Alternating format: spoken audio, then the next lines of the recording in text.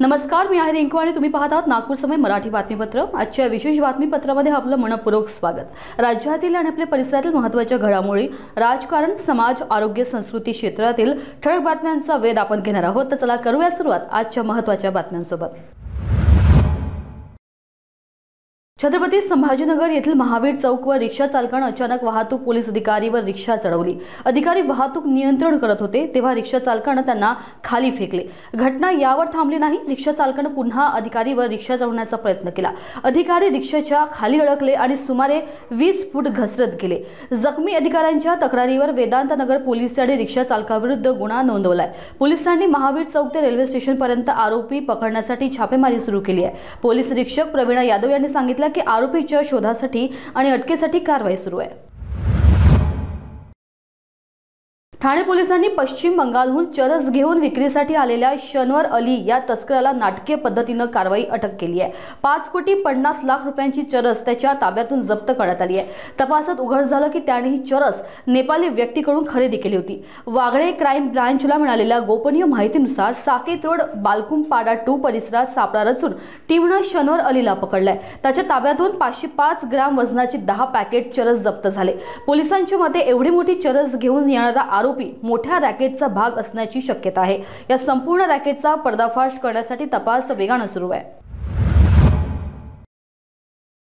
नागपूरच्या अजनी पोलीस ठाणे क्षेत्रात ऑपरेशन शक्ती अंतर्गत क्राईम ब्रांचच्या सामाजिक सुरक्षा विभागाने मोठी कारवाई केली आहे। मेडिकल कॉलेज अजनी रोडवरील एक्झॉटिक स्पा अँड सलून येथे छापा टाकून देहव्यापार रॅकेटचा भांडाफोड करण्यात आलाय। कारवाई दरम्यान 2 महिला आरोपींना अटक करण्यात आली असून त्या आर्थिक आमिष दाखवून पीडित महिलेला अवैध धंदा करण्यास भाग पाडत असल्याचा आरोप आहे।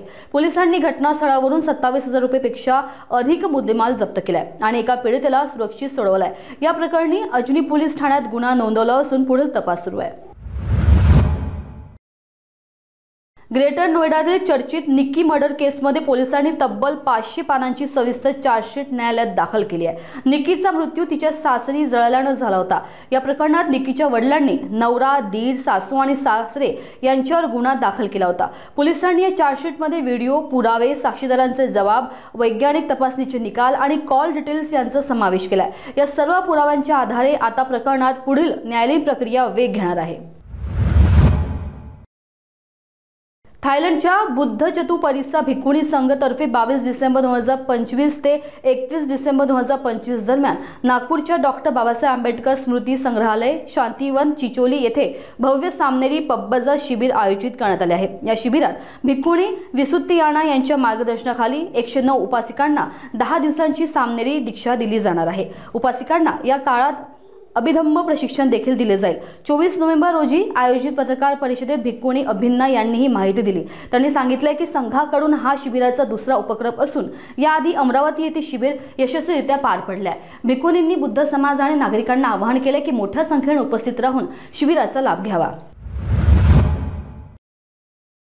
आजच्या बातमीपत्रामध्ये एवढंच। देश, जग आणि तुमच्या शहराच्या ताज्या आणि विश्वासार्ह बातम्यांसाठी नागपूर समय बघत रहा। लवकरच आपण पुन्हा एका नवीन बुलेटिनसह भेटू। तोपर्यंत बघत रहा नागपूर समय। धन्यवाद।